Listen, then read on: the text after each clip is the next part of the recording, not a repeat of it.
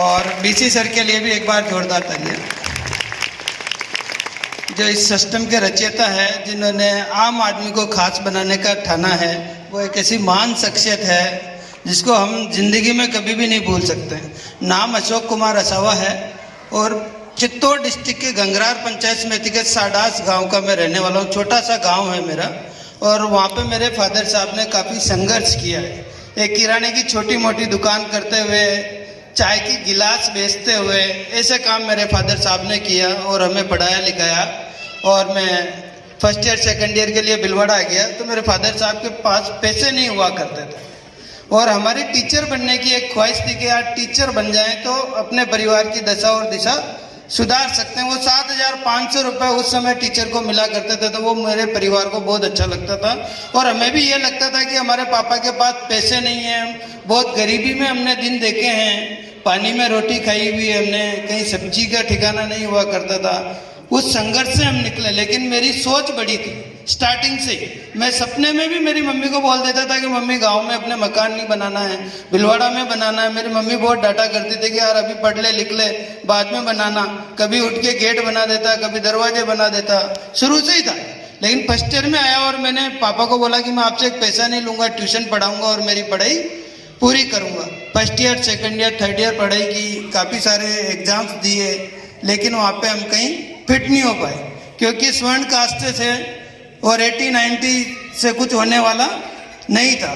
तो फिर हमने ट्यूशन पढ़ाना स्टार्ट किया, और उसके साथ साथ ही RCM की वांट्स निकली थी जॉब के लिए।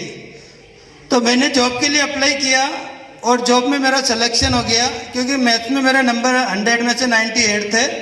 तो वो नंबर देख के मेरा सिलेक्शन हो गया। मैंने ये भी नहीं पूछा क्या मिलेगा क्या नहीं मिलेगा, लेकिन पहले दिन आया था, एक छोटे से कमरे में कंपनी चला करती थी, लेकिन मैंने देख लिया था कि यार यहाँ पे काम बहुत है।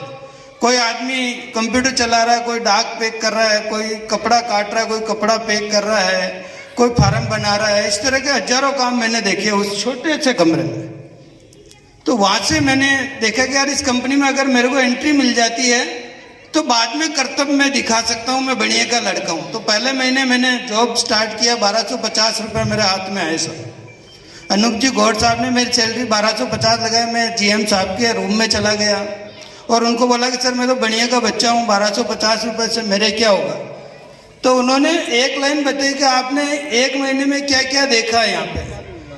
तो फिर मेरी ज़िंदगी वहाँ से बदली। मैंने कहा सर ये काम होता है, इस तरह का होता है, इस तरह का होता है, सब करते हैं और मुझे सब काम आता है। तो उन्होंने धीरे धीरे अपने पास रखना स्टार्ट किया। मेरा टाइम था ऑफिस का 10 बजे से लेके 7 बजे तक का, लेकिन मैं GM साहब के घर पे चला जाता था 8 बजे।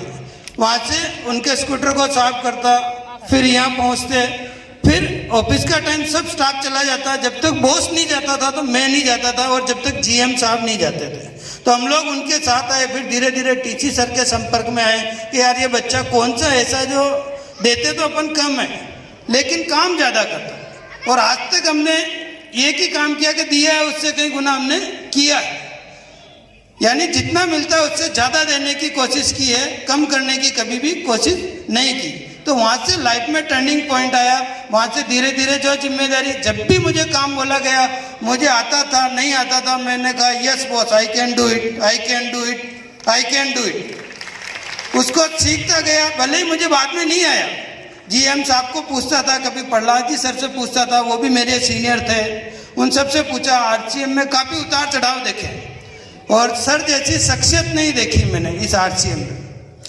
सर ने जो बलिदान इस परिवार के लिए दिया है, लोगों के जीवन को बढ़ाने में दिया है, वो बहुत ही ज़्यादा है। अपन इनके ऋणी हैं, ये कह सकता हूँ कि भाई। और मैं बहुत खुशकिस्मत हूँ कि मुझे पूरे छाबड़ा परिवार का प्यार मिलता है, पांचों ब्रदर का साथ रहने का मौका मिला, मिलने जुलने का मौका मिला, उनके परिवार के बच्चों के, भाभी के, बहुओं के, सबके साथ रहने का मौका मिला मुझे। और 2003 के अंदर मैं संपर्क में आया, BC सर के संपर्क में आया मैं। मेरी ड्यूटी लगाई गई थी कि जहाँ पे BC सर मीटिंग देने के लिए जाते थे, आप सोच नहीं सकते कि BC सर 600 किलोमीटर 4 ज्वाइनिंग के लिए चले जाते थे। तो सर राजा राम चौहान जी का फोन आता, सर आज 2 बंदे हैं मेरे पास, नागौर, डीडवाना, बीकानेर, 6 आदमी होते थे। तो सर की गाड़ी 600 किलोमीटर 400 किलोमीटर दिन रात आज मेरी ग्रेट अपलाइन भी मेरे साथ है और वक्त कैसे बदलता है उसका नज़ारा भी मैं आपको बताऊंगा। तो वहाँ से बीसी सर के संपर्क में आया और बीसी सर ने मुझे बहुत कुछ तराशा, यानी कह सकते हैं कि मैं तो एक कोयला था, लेकिन बीसी सर की देन की वजह से मैं हीरा बन पाया हूँ। जो भी आज मेरे पास सब कुछ ज्ञान नॉलेज है, ड्यू टू बीसी सर को श्रेय जाता है।